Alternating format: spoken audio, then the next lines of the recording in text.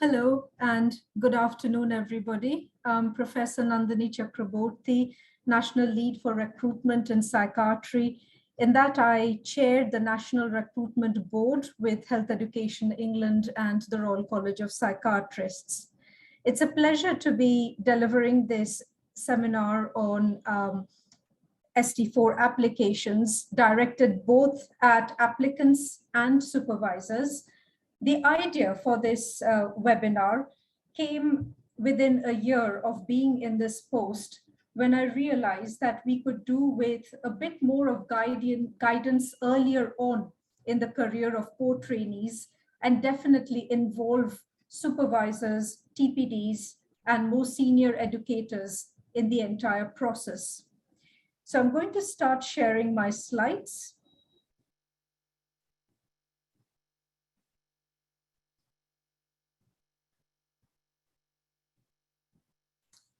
So first of all, to set a bit of background and context, this information is of course familiar to all of us. The psychiatry training journey in UK is marked by two sections, as we know. The core training for 3 years and higher training for 3 years or maybe longer if people are doing dual training. Applicants have to pass the MRC Psych exams. That is an absolute must. So we can get overseas applicants who have not done core training in the UK, but need to prove their core competencies through a Certificate C before they progress to ST4 training. But the MRC Psych exams are a must. Core training applications at the moment are ranked on MSRA, the multi-specialty recruitment assessment only. They do not have interviews or portfolios. The ST4 applications are ranked by adjusted CAST scores, online interviews, and a verified self-assessment score that we are going to talk about more today. Now, when we say that the ST4 applications are ranked, the ranking is important because right now we don't have 100% fill rate at ST4 stage. The fill rates for the August starting batches are definitely higher than the February starting batches, but the competition is getting higher and certain geographical areas and certain specialties are in more demand than others. So for people to get their specialty or geographical region, deanery of choice, they need to be ranked higher. And whilst everybody has passed the MRC Psych exams, everybody is trainable, we would consider at that stage. We need to make a distinction between the better candidates so that people are given their choice fairly and objectively. The ST4 selection process, as we said, have 3 sections, out of which the maximum marks is given for the CASC exam score, which is 50%.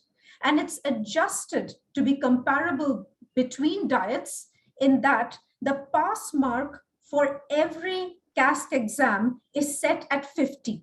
So let's say there was a particularly high scoring batch where the pass mark was 72, but that 72 will be adjusted to 50 and then everybody is marked proportionate to that pass score for that batch. So if people have come from batches where the marks were not that important and they did not score high enough, but if they scored high compared to the pass mark of that batch, of that cohort, then they are still in competition with higher marked cohorts. I hope that's clear.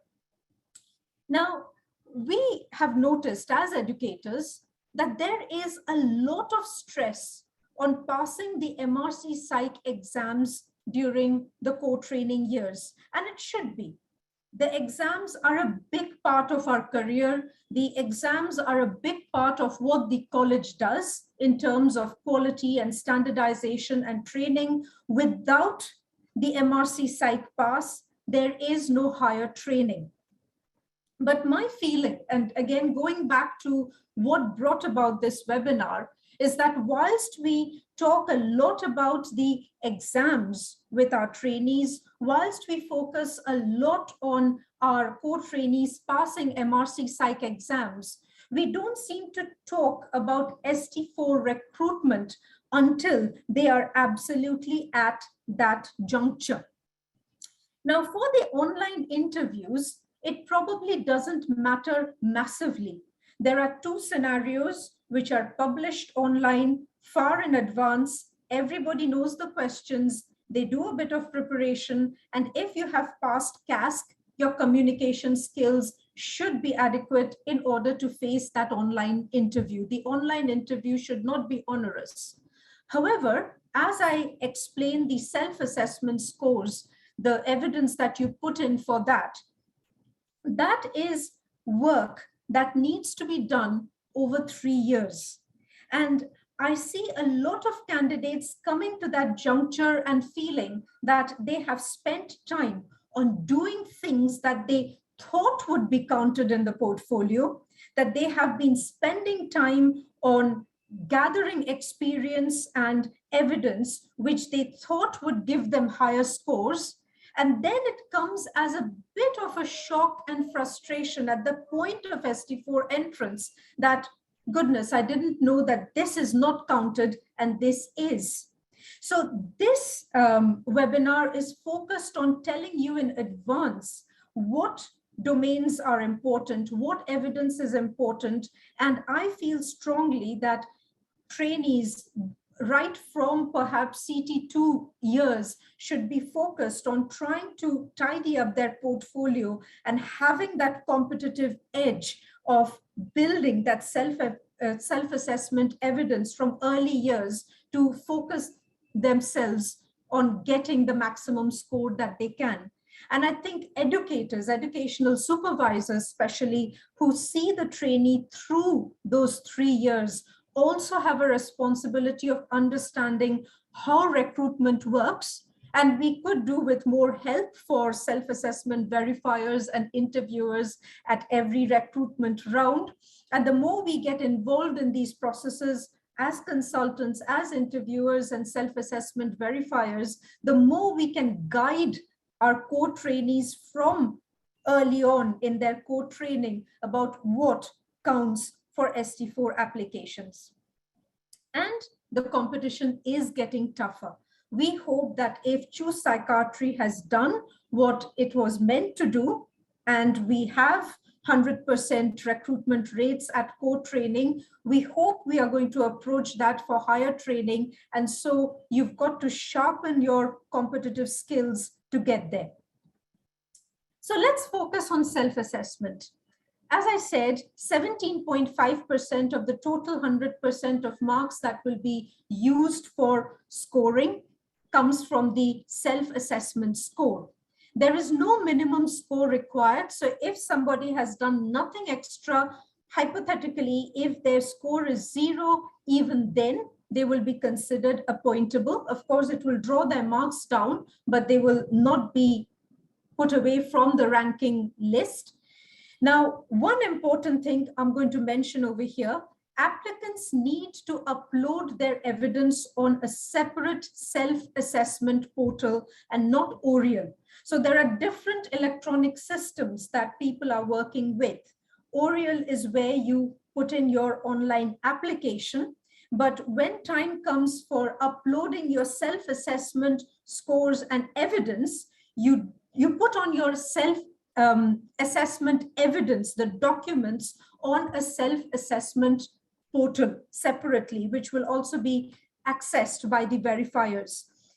Every round we get at least a few, very few, thankfully, very few candidates who put their evidence on Oriel by mistake. And if there's nothing on the self-assessment portal, they get absolutely no marks for their self-assessment portfolio, which is an absolute shame.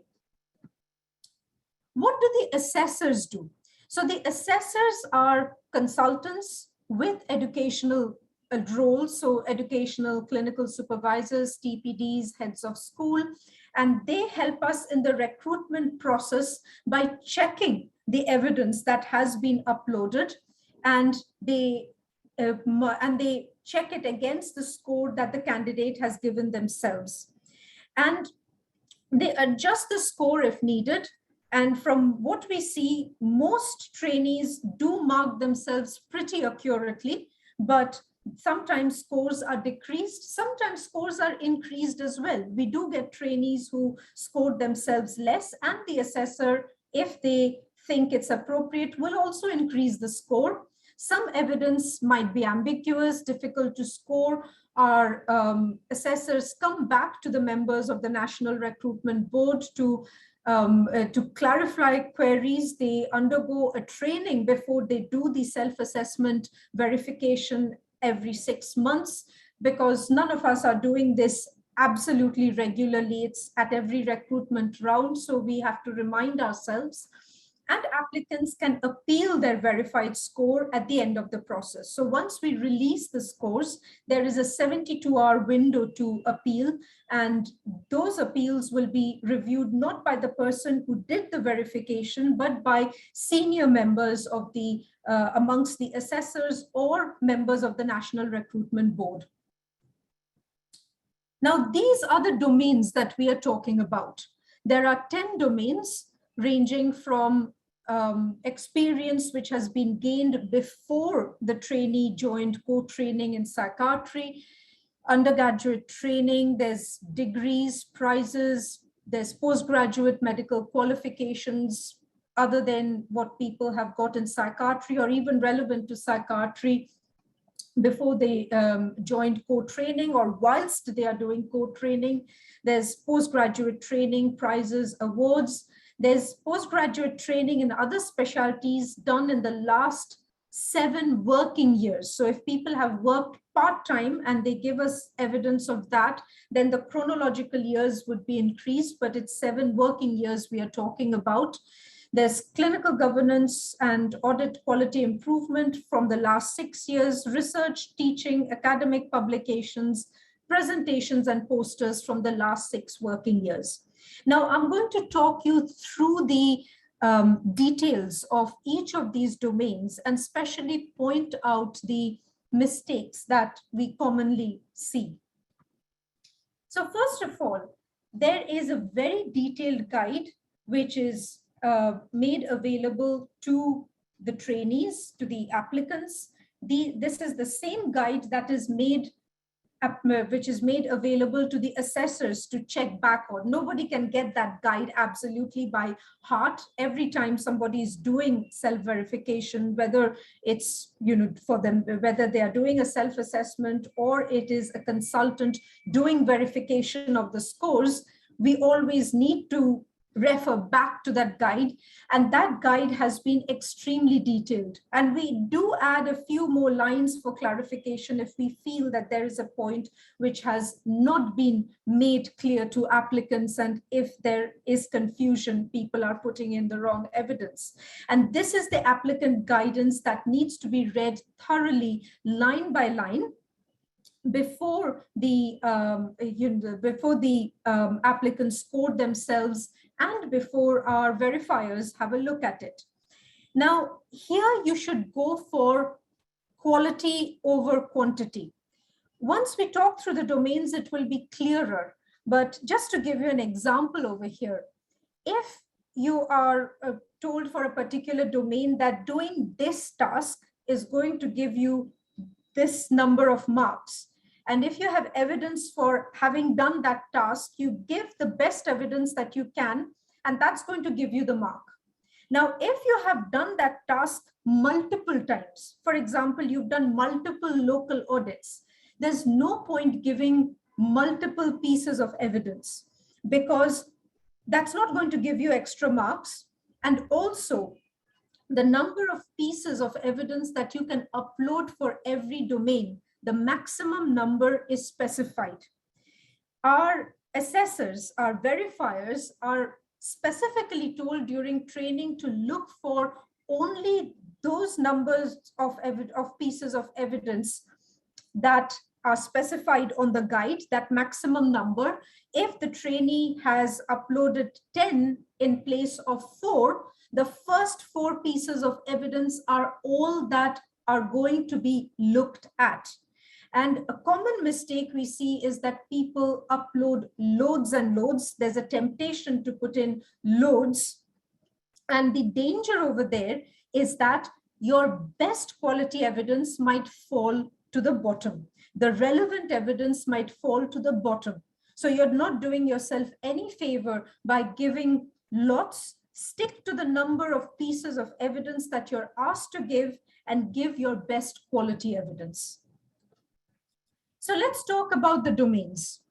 Domain 1 is undergraduate training, additional degrees. So this is something you already have or you don't have before you have started your psychiatry training.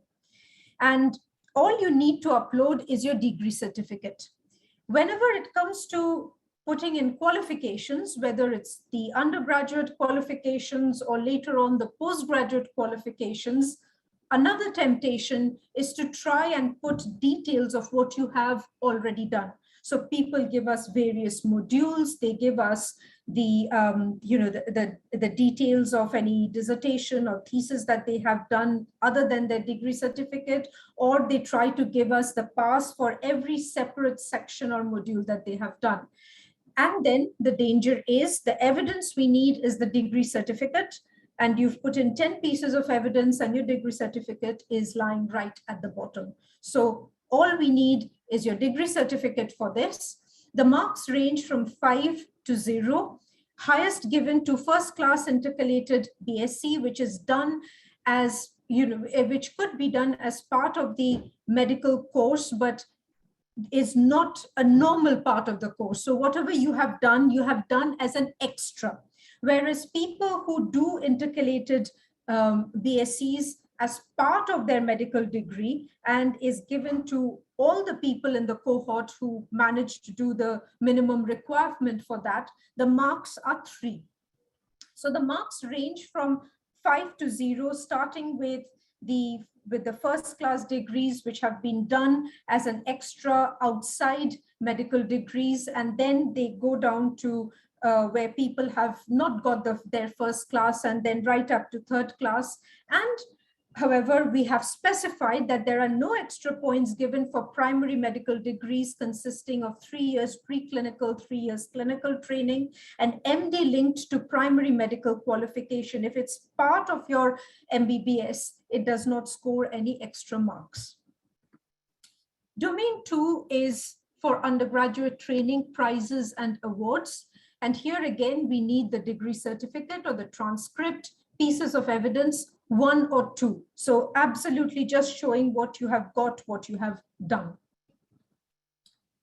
Domain 3 is postgraduate medical qualifications. Again, this is covered from 5 to 0, and it covers degrees, diplomas, certifications. Now, one point to make over here is that we accept postgraduate qualifications from all over the world.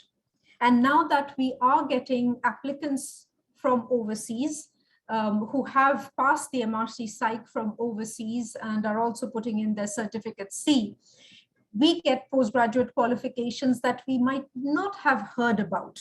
But there again, we need only the certificate of qualification. Again, do not give us the details of the syllabus or the curriculum. If we have any queries about the medical qualification, we can look for it ourselves. Or if there is any inappropriate lower marking by a verifier and the candidate appeals, then we can look into it. But for now, only give us the certificate of qualification. One of the common qualifications we seem to get from especially from India, is we get the MD in psychiatry or a DNB in psychiatry. And in earlier stages, there has been confusion with the word MD because MD can be a separate qualification just for research, whereas we know that MD from India, in some countries, it's a clinical qualification with a thesis attached to it. And this is the domain to put that qualification in, and this is the domain where it will get a point of 5. Here again, there's another domain worth mentioning.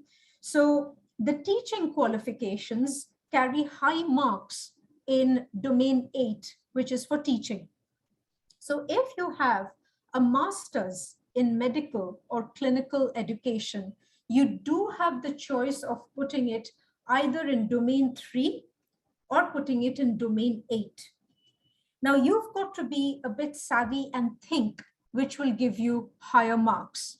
So just the degree itself, both in domain 3 and domain 8, is going to give you 5. But for domain 8 for teaching, for the teaching that you have delivered, you might get a range of scores from 4 to 2 or even 1. Now you cannot put in the evidence in 2 different domains at the same time. So if you have a master's in medical education, you can't put it in domain 3 and put it in domain 8 at the same time. You've got to choose.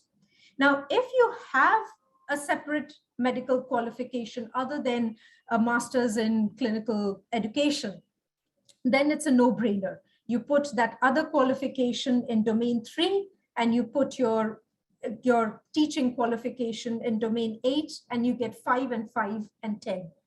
But if you have only the teaching qualification, I would suggest that you put it in domain 3, which will give you 5 for that postgraduate degree. And then you use your other teaching experience, which will give you a lower score, perhaps 2 or 3 in domain 8, but across domain 3 and domain 8, you've then got 5 plus 2 or 3, right? So that's, again, something to keep in mind, that you cannot repeat evidence across the domains. You cannot put the same experience, the same qualification in multiple domains. You have to choose. There can be crossover of evidence only in domains 6 and 9 and 7 and 10. We will come to that later. But when it comes to postgraduate medical qualifications, just keep the point about the teaching qualification in mind, and it is there in the guide. So, keep a lookout for it and remind yourself about the scoring process. Domain 4 is for postgraduate prizes and awards, but this needs to come from a nationally recognized body like RC Psych, GMC, or BMA, or if people are applying from overseas, a nationally or regionally accepted, recognized organization in that country. And the reason why we focus on a national body is that if we simply give marks for something which is done extremely locally within the year, within the trust, then the level of competition across the world can be very, very variable. At least if the award is coming from a national body, wherever, then there is some standardization over there. And the score awarded is 2 if it is present. It's not a large score, but it's there. And sometimes if the award has been arranged by a local body, there might be a competition arranged by a local body, but it is a national competition, that evidence should also be clear. And usually certificates or signed letters in that case will have logos of both organizations, which makes it clear that it is a national prize. Now, domain 5 is postgraduate training in other specialties in the past 7 working years. And this domain has, I must admit, raised a number of questions amongst applicants about its values and a bit of frustration for people who, like myself, have never done anything but psychiatry post-foundation years. Now, I would like to point out that the number of scores in this domain is really minuscule. You're talking about 3 out of a maximum of 40 plus across 10 domains. And that too accounts for 17.5% of the total marks that a candidate can get. And that is given for anybody with 13 to 36 months of experience in another specialty by time of their appointment anywhere in the world. But this is outside foundation training, where all of us, of course, have worked in other specialties. And so it's not the foundation level posts. However, the reason for keeping this score is to acknowledge the skill which is brought in by candidates who have worked in another specialty, just to give them some acknowledgement for that expertise. And when we are looking at competition across a wide spectrum, when we are looking at the different skills that people are bringing into psychiatry, this adds just another layer. There is plenty of others in other experience in psychiatry that you can evidence throughout the rest of the domains. So if you don't have this, a score of 3, I don't think is going to be huge. There should be other things that you could do to make up. But if somebody does have that training experience, and if it's 13 to 36 years, they would score 3 over here. Then coming to domain 6, clinical governance, audit, quality improvement, and that again is marked for the last 6 working years. The scores are 5 to 0, depending on the reach of the project, whether it's national, regional, or local, and whether you can evidence that it has resulted in change. So even if it has not resulted in change, it will get some marks, but if it has resulted in change, the marks go higher. And we allow 2 to 3 pieces of evidence over here, of course, because you need more than one piece of evidence to show what exactly was done, what the changes were, and more importantly, your involvement in the project. So your involvement needs to be beyond data collection. POM-H audits are really popular. Lots of people do data collection for it. It is a national audit, but people's involvement in it is just data collection. So what we need is to see your leadership, your ownership of the project, your involvement in planning, disseminating the results. And it can be done as part of a group. So if you are involved in a national or regional audit, which is bringing change, I don't expect that people are going to be doing it singularly or individually, but even doing it as part of a group, people have to take responsibility. They've got to be in a leadership position over there that we are looking for. When it comes to audits, we will look for a full cycle.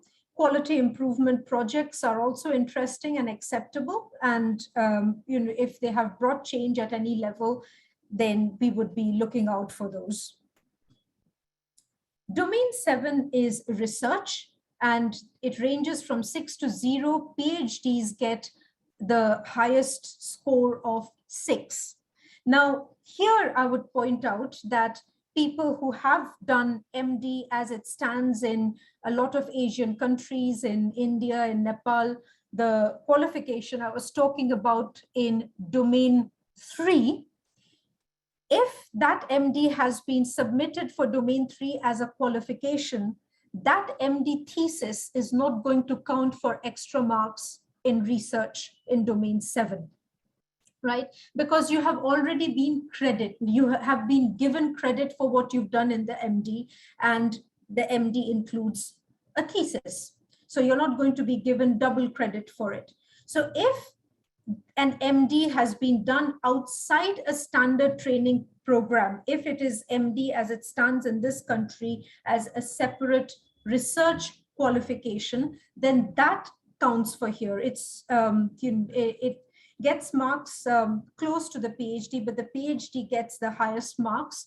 And people can easily get some score if there are research projects ongoing in the trust where there's recruitment happening, data collection needed, then any involvement in recruitment and data collection will score at least a 1. So people can at least go for that. Domain 8 is teaching, and as I said, masters in medical clinical education can score 5 over here.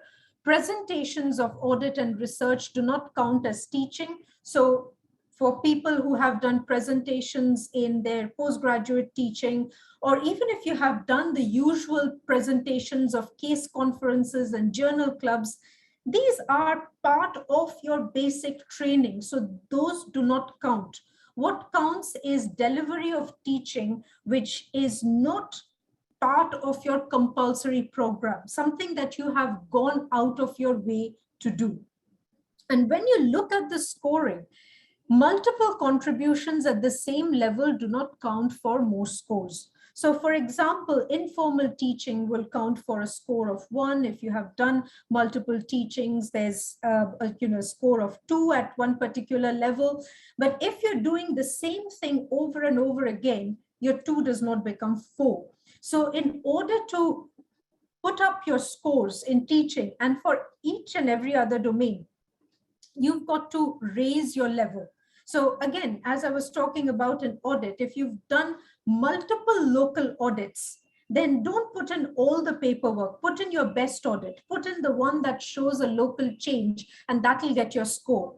But even in the 3 years, as you're spending time on a particular project, if you've done a solid audit cycle or a quality improvement project which has brought change, you've learned the process, you get your marks, repeating the same thing is not going to help. So similarly in teaching, if you do loads and loads of the same thing, if you enjoy it, then absolutely fine, you're gaining something, and it's not just for marks or just for scores that you should direct your activities. You do activities because you enjoy them as well, and they do sharpen your skills as a teacher. But you can increase your scores by getting involved with regional teaching. You can get your scores increased by getting involved with national teaching. And nowadays, in the days of Zoom and MS Teams and remote connections, organizing a national or regional teaching is not rocket science. It's not difficult. Organizing teaching is also a skill which goes beyond delivering teaching. So you don't have to deliver national teaching yourself. You don't have to deliver regional teaching yourself.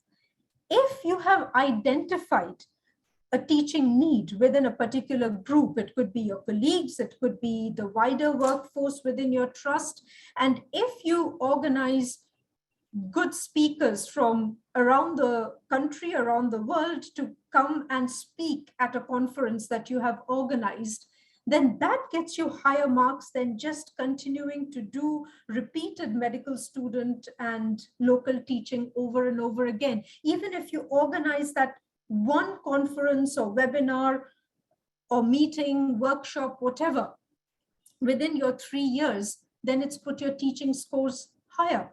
So think about that. It's about the quality, not the quantity. And if you're going to widen your experience, bring in the variety. Don't, continue repeating things. Academic publications.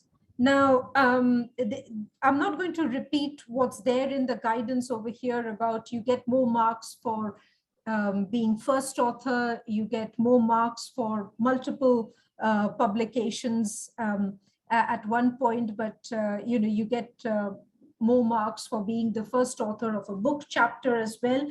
They have to be peer-reviewed publications, and even a letter to the editor can get at least 1 point. Co-authorship also gets some points, even if you're not first author. Now, the overlap between the domains, which can happen legitimately, can happen between domains 6 and 9. So what that means is if you have done audits and QI projects which have been awarded points in domain 6, you can use the same evidence for, if you have published the project, the same experience can also be marked in domain 9.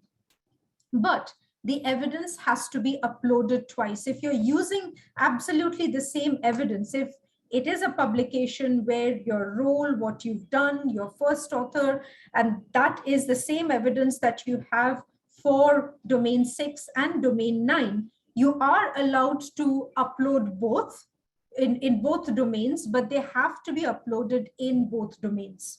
Now, just explaining that once again, you get marks for the evidence uploaded in a particular domain. So if people have uploaded something in domain 6 and it includes the academic publication over there, but they have forgotten or they have not done it in domain 9, thinking that whatever they have uploaded in domain 6 is going to count. That's not the case.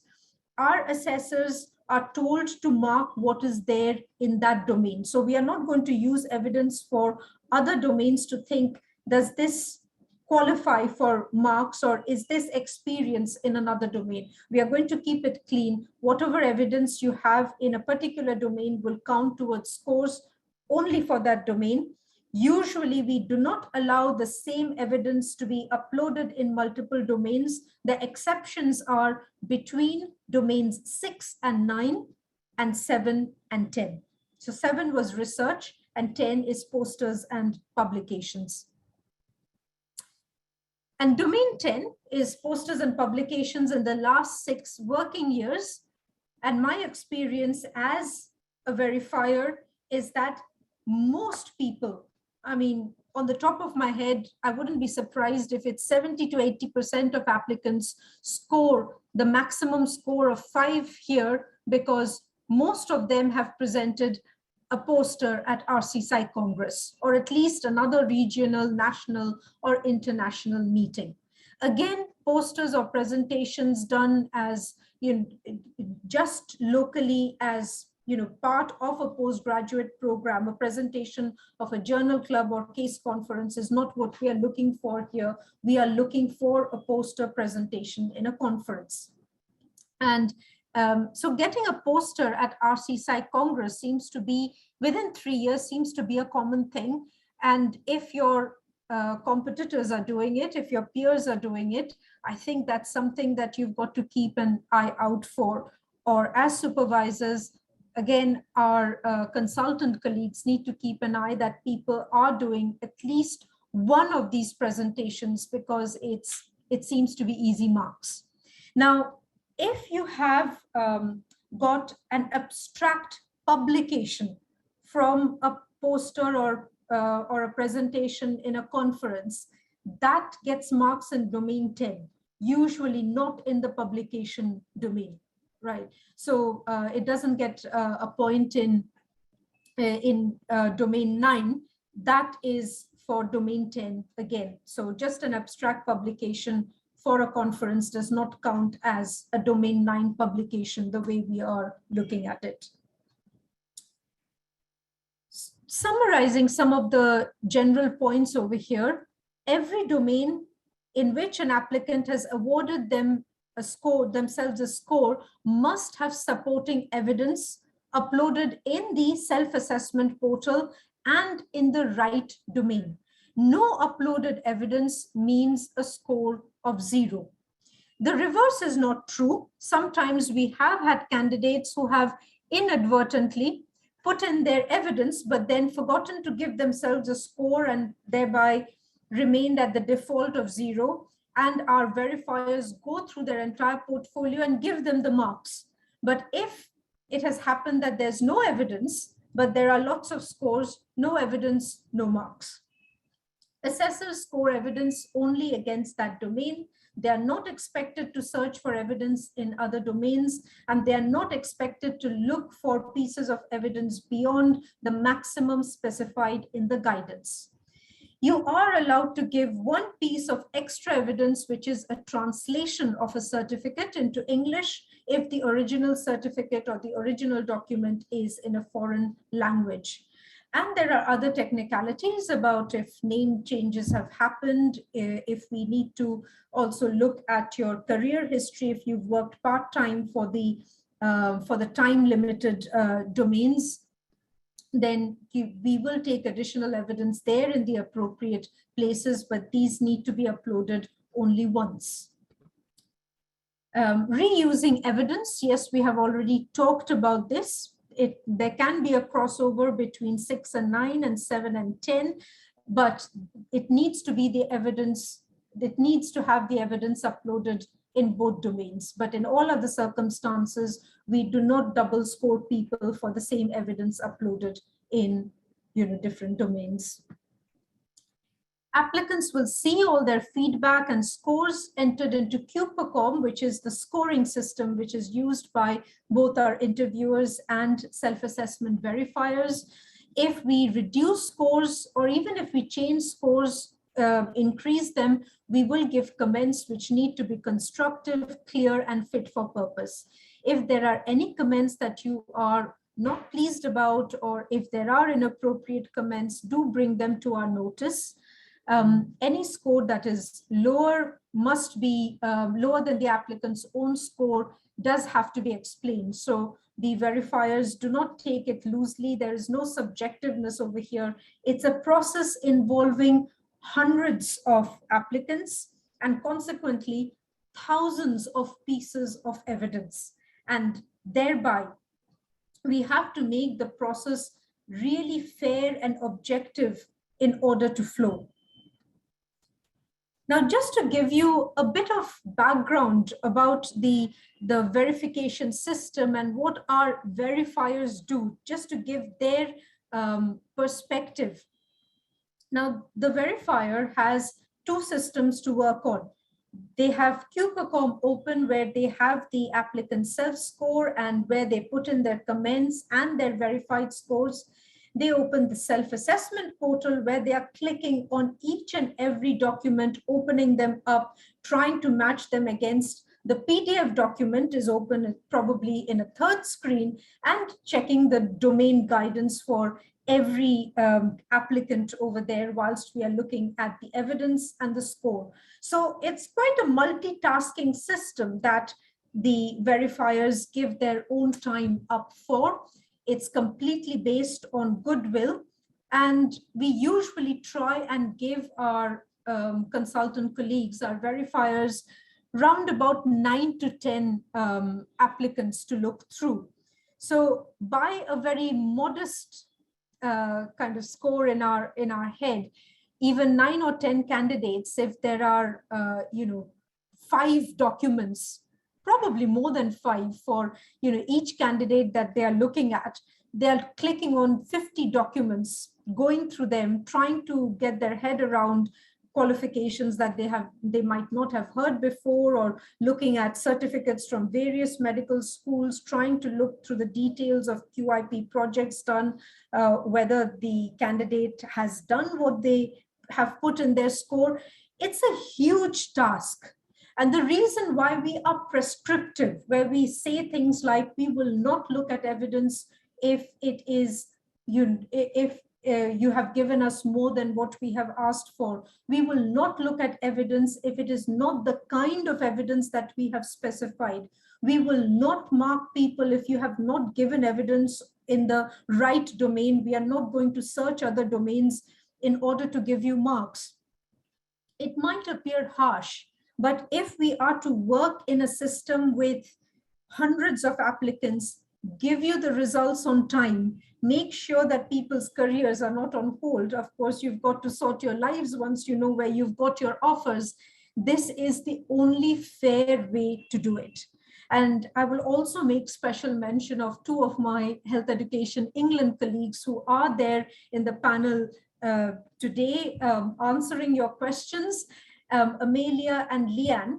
And believe me, they are the single 2 bodies over there in Health Education England running this entire operational process. So if there are any delays, if there are any frustrations, these are the 2 people who are taking those queries. And thereby, we've got to keep our system neat, ordered, fair, and objective. There is no scope for subjectivity and overlapping boundaries over here. And this is how our assessors prepare for verification. They've got to learn how to use QPerCom. There's a login over there. They use the self-assessment evidence verification, where we open up only the trainees that they are looking for evidence for, just the 9 to 10 applicants who are allocated to them at each round. And they have to look through all the guidance, keep the self-assessment evidence guidance open there as they go through all these domains.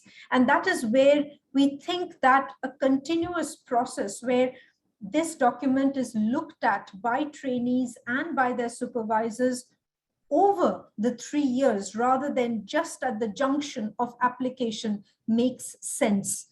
what I would appeal to people to do or to try and reflect on is that alongside the focus, the stress that we give on MRC Psych exams, on paper A, paper B, CASC preparations, also start having a look at the recruitment process. And whilst people are uploading evidence for their ARCPs each year, it's not that there isn't a portfolio that we are dealing with.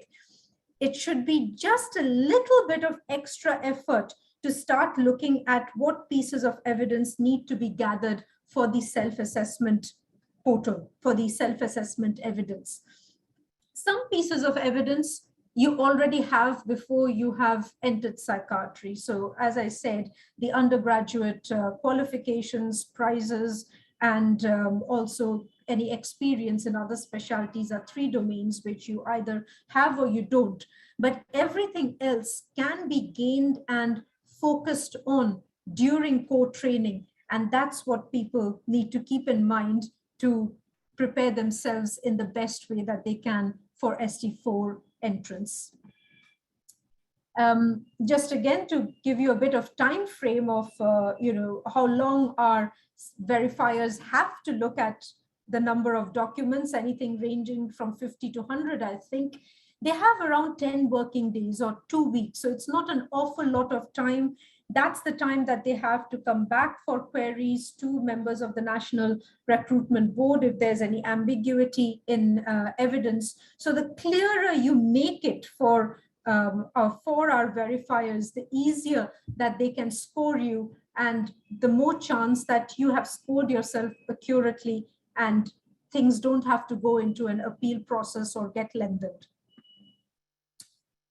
The common mistake, summarizing, uploading evidence on the wrong portal, so not putting it on the self-assessment portal at all, putting it on Oriel, giving more evidence pieces than specified, and the most important evidence falls to the bottom of the list, expecting evidence from other domains to count, expecting the CV itself to count for experience. Of course, you will upload a CV somewhere, but a CV is a Microsoft Word document. It's not evidence of any kind.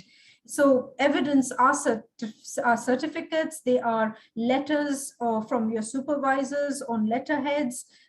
It has to be from an official source with your name on it.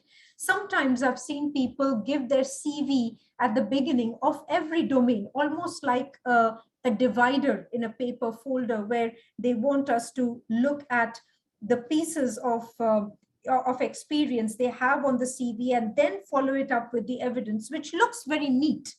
But in the places where you are allowed only one piece of evidence, putting that CV at the beginning means that your actual evidence then gets discounted. So just don't do things that you are not told to do on the self-assessment guidance.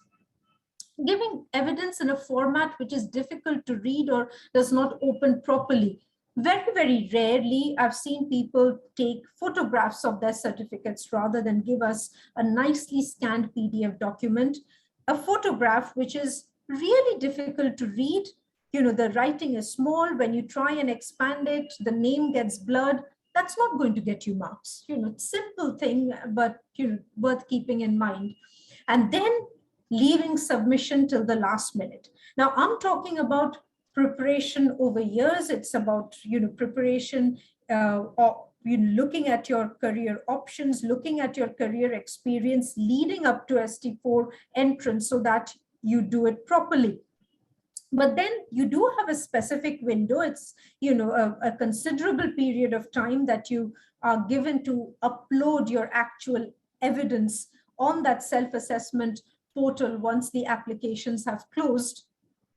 And this too needs to be done in the earlier part of that range of time given to you rather than later.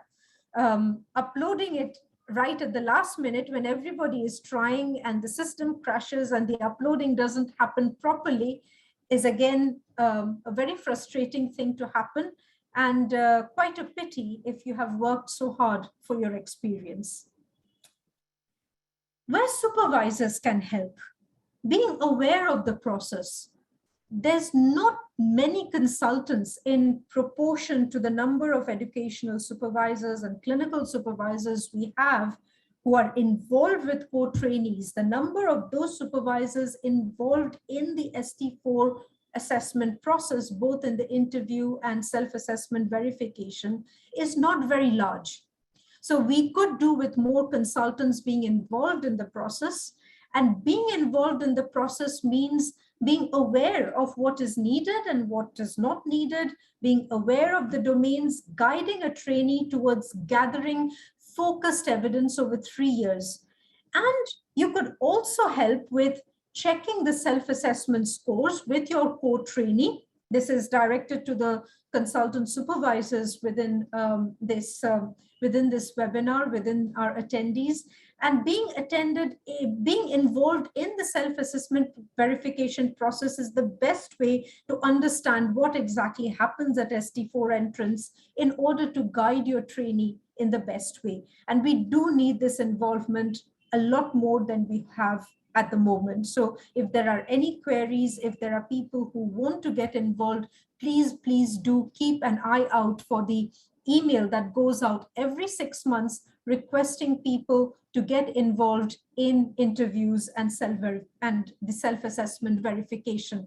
In the current round, which is running, going towards February 2023 recruitment, we have also involved ST6s to help with the interviews. So the idea is that they will be observers first, and push come to shove, if we are short of interviewers, we will use our appropriately trained ST6 trainees, but only as in partnership with a more experienced interviewer. You get 2 interviewers on a panel, and the ST6 can only partner with an experienced interviewer. But if you are there within this webinar, as I said, we want to see more people involved in ST4 recruitment processes. Just a word about the interviews. This is not a repeat of CASC stations. You have 6 minutes to interact with your interviewers. Do not deliver a spiel. Now, there are prompting questions that we are not going to open out. The scenarios are open, but the questions are obviously confidential to the interviewers.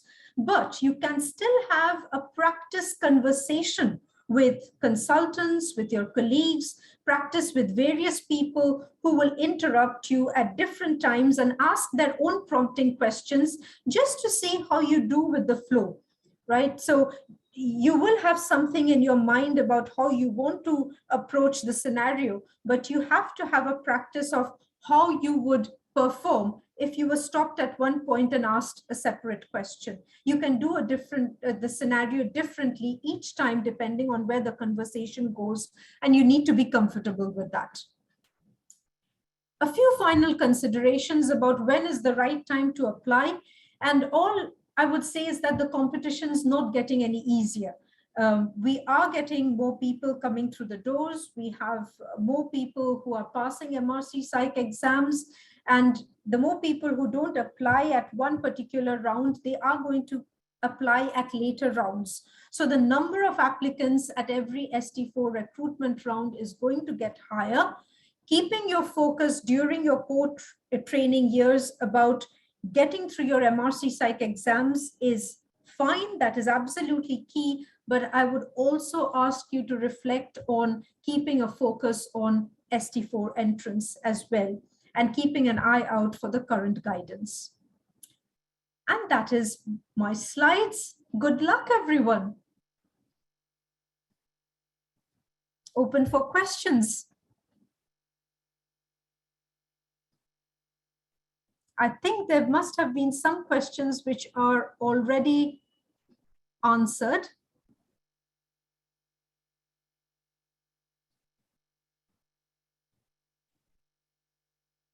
Rosemary, Amelia, Leanne, do you want to? Oh, there's a question answered. Wonderful. I think a lot of the questions, Nandini, focus on very individual questions about the domains and what does and doesn't score. Obviously, there is the ST4 application booklet that's on the HE website, and I wonder if we should direct trainees to that in the first instance and to have a look at the full detail of the domains. Okay. Sorry, Rosemary, I missed a little bit over there. Is that for the link to the guidance that you were talking about? Yes, I think the guidance obviously might change a little bit from year to year, but the mainstay of it is the same. And I really would advise people to look at it as early as you can. And it's got lots of the questions that people are coming up with about, does this count, would this count? I think that makes that quite clear. And I would really suggest that people have a look at that. Absolutely, absolutely. And I think, I've talked in detail about the domains for some of the confusion that still comes through, but otherwise the guidance itself should answer most of the queries. I'm just going to quickly skim through some of the themes over here. It's hard to obtain points for research and publications, presentations in self-assessment. How do we do this? I think I've already answered it in the presentation that you could at least go for data collection. And for publications, there can still be a letter to the editor. Their presentations and posters in Royal College for any national conference should not be difficult. None of the domains are absolutely a cakewalk, and they are not meant to be this, because this is to do the fine tuning for competition. But there is no minimum score that would make you unappointable. There's another question. Do you think that scoring accurately reflects achievements? If so, many trainees in your experience find that things they've worked on aren't counted.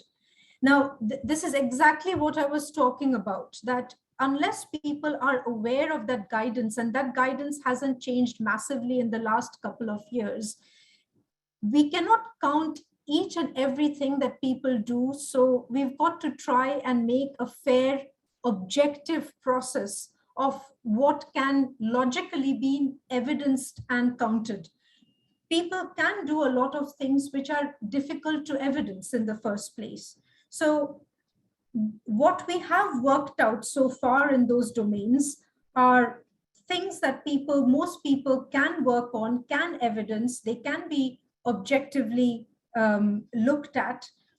And if people want to bring that competitive edge, they've got to focus on it. If there are other achievements that are not being counted here, again, things are not just for marks. They have added to the point that they've made you a better clinician. I wondered if the diploma in legal medicine would count for domain 3 UK primary qualification example, a diploma in legal medicine.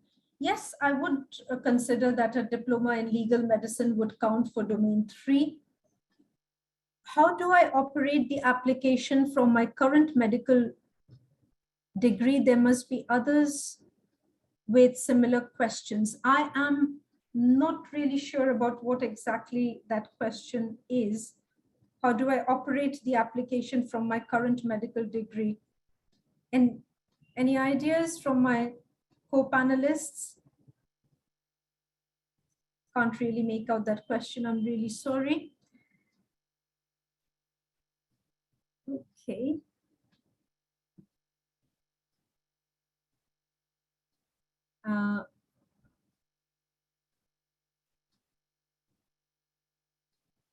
There are loads and loads of questions, and I'm just mindful that we've got a minute left. Will the score be different upon the subject of the postgraduate qualification? It's got to be a qualification relevant to psychiatry. So in undergraduate qualifications, you can have qualifications which are not relevant to medicine or psychiatry. They would score less, but you would still get marks. But in postgraduate qualifications, they have to be relevant to medicine or psychiatry. Are assessors able to recognize PMQs and additional degrees awarded in another country? and the different way a distinction or prize is awarded. Most of the time they are. And if you feel that you have not been marked appropriately, you can always you can always appeal. Like MD, does diploma from India count? Yes, it does count. Diplomas have less points than degrees. Certifications have even less the points than that, but they also count. Most of these finely tuned questions will be answered by the guidance that I think. Rosemary, Amelia, Leanne, were there any questions that struck you which were absolutely not in the guidance? No, I think all the ones that I've answered or have seen are in the guidance somewhere, or you've already kind of commented on them within your talk. Okay. And Nandini, if I can just jump in and say Sure. that it's our plan for anything unanswered today, we will post it online, the questions and answers alongside the recording for today. So if folks feel like they haven't had their specific question answered, it will be eventually. Okay.